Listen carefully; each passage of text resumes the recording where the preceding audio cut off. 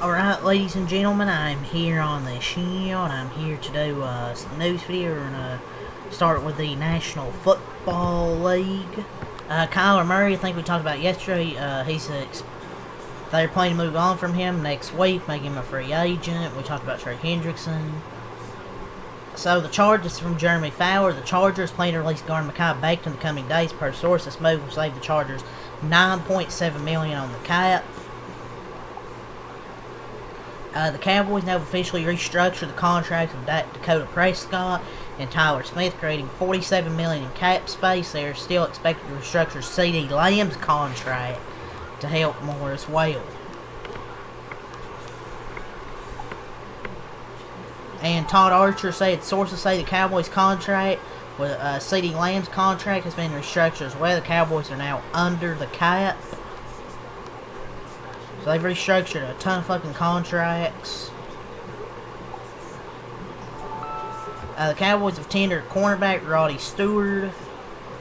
But the big news today, man, ESPN sources, the Chiefs and Rams are working on a blockbuster trade that would send All-Pro corner Trent McDuffie to the Los Angeles Rams for a package that would include the 29th overall pick in the first round of the 2026 NFL Draft. He'd be expected to sign a long-term deal with the Rams. So they secure a first-round pick. He's still very much a damn good corner. I don't understand this move for the Chiefs, like not wanting to give him a contract for why they're going to trade him. The Rams have previously traded first-round picks and deals for Matthew Stafford and Jalen Ramsey. Now they do it for McDuffie. But they still own the number 13 selection of the draft, which they got from Atlanta. So the full trades, Rams received Trent McDuffie. The Chiefs received first-round pick number 29, 5th-round pick, 6th-round pick, then a 3rd-round pick in 2027. I don't know. Realistically, you were not going to get a better DB than McDuffie. The Rams got fleeced. Bro, realistically, you were not going to get a better DB than McDuffie at pick 29. The Rams just didn't get fleeced here. You're not going to get a better corner than Trent McDuffie at pick 29. 34 pass deflections, 12 TFLs, 3 picks, 8 forced fumbles. He was first team All-Pro in 2023, 2024, second team All-Pro in 2025 was still good as well. But that's the full trade right there. Man, the Rams, I think, since 2017, 2018, 2019, 2020, 2021, 22, 23, 24, 25, and now 26, that's how their first-round picks have been used. It's just in a bunch of trades. The Super Bowl next year will be at SoFi Stadium, home of the Rams.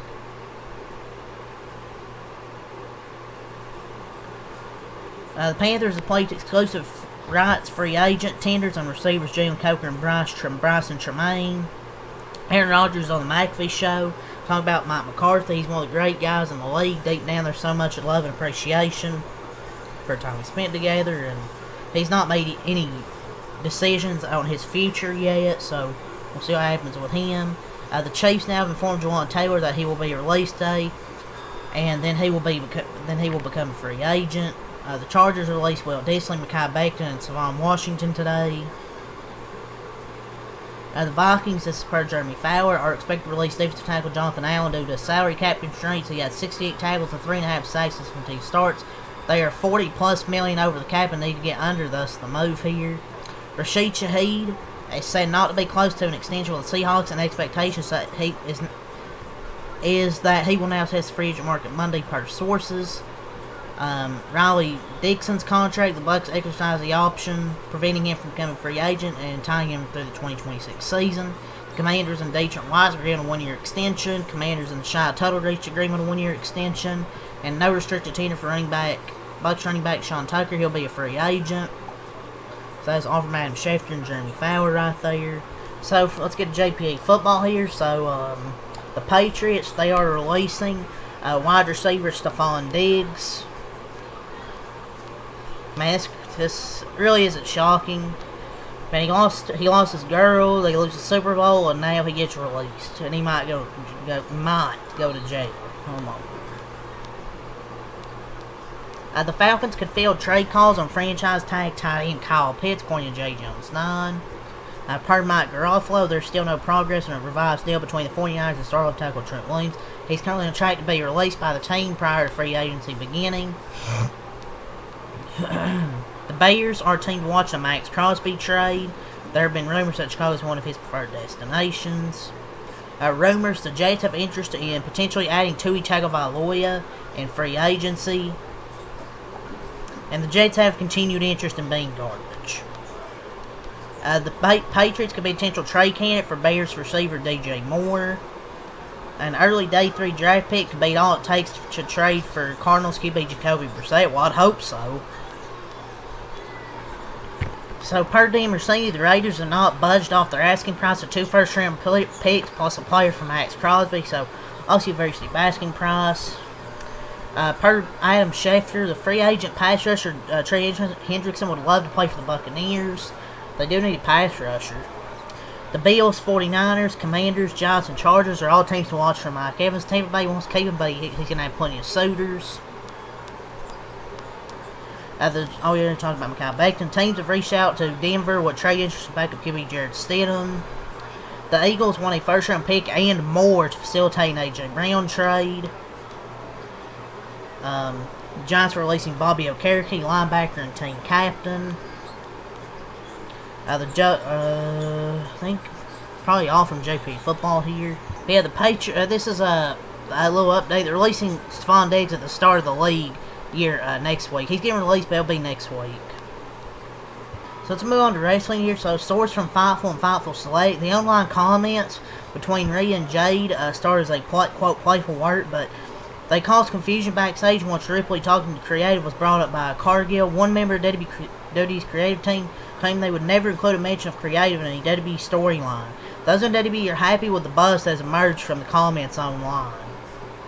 Oh yeah, they would never, man. Tune for a brand new episode of Unreal on Netflix. WWE's discussed the idea of Trick Williams versus Sami Zayn at WrestleMania. Big E says he turned down an offer to be a commentator for WWE. So, Cody Rhodes versus Randy Orton for the undisputed WWE Championship is reportedly planned for WrestleMania. Cody is set to challenge Drew for the title on SmackDown this week and is expected there will be a title change. One source backstage at WWE's claimed there's no reflection of Drew's work as champion, but rather that WWE wants to deliver on Rhodes and Orton. It's just... How do you drop the ball with Drew McIntyre so many times? If you want to have Cody in it, just make it a fatal 4-way, man. But Randy and Cody, I want to see it, but like, people would be pissed if Drew lost the title already. Yeah. No, man. So we'll get to NASCAR news. Let's go over the schedule Let's go over the schedule for this week. So Thursday at 3:30, ARCA P&Q 6 on FS1 the ARCA race. Friday 7 on the CW app. O'Reilly P&Q Saturday 12 on Prime Cup P&Q 7:30 the O'Reilly race. And Sunday on FS1 3 race day 3:30 the Cup race. It's going to be in the 70s Thursday and Friday, and Saturday and Sundays in the 80s with a 10% chance of rain. Green flag times 7:52 for O'Reilly and 3:41 for Cup. Purse money $11 million for Cup, $1 million for O'Reilly. So, I think Bob or media members might ask IndyCar drivers their favorite, like, NASCAR drivers all the time. Somebody said Ty Gibbs of all people. Of course. That's probably Santino. Oh boy. Cletus McFarland's going to make his O'Reilly debut at Rockingham. He's going to do 3 races for RCR. I love Cletus. Don't get me wrong. But he's never drove an O'Reilly car.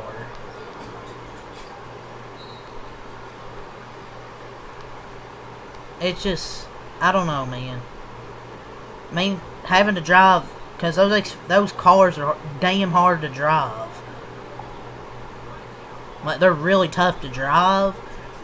And it's Rocking is pretty difficult track, too, so I hope it goes well, but I don't know how well it's going to go.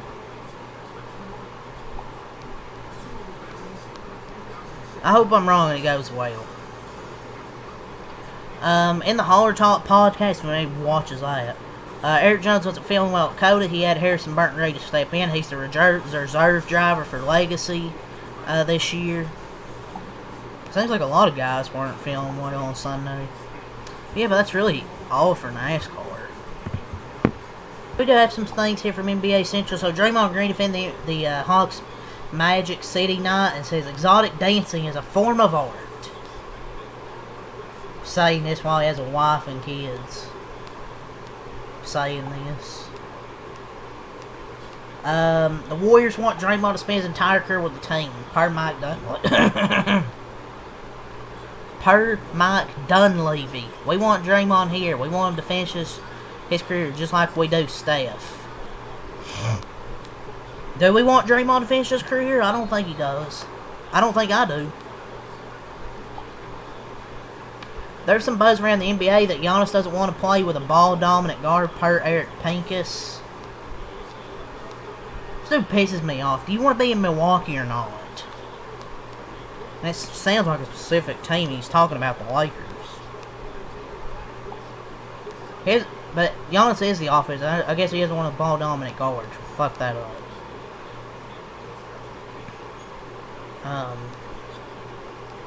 Warriors general manager Mike Dunleavy says he hasn't watched Jonathan Kuminga play since trading him. Oh man, you're gonna get to watch him play when the Hawks play the Warriors. Lou Dort talked about tripping. Jokic said he went over the limit. Jason Tatum knows he's stepping on Jaylen Brown's team. Chris Mannix says. So David Fisdale says the Knicks gave him a roster with Tim Hardaway and Enes Kanter as best players and told him to tank for Zon or Ja while assuring him they were guaranteed to land KD and Kyrie. Still milking this, 6 years later? The Lakers believe they can succeed with a backcourt of Luka and Austin Reeves, and are looking to build a Dallas 2.0 type roster similar to what Luka had when he went to the finals. Sure, man. Stephen A. He responded to some Pelicans social media video, said he believes he's bigger than most of the Pelicans organization. Sure.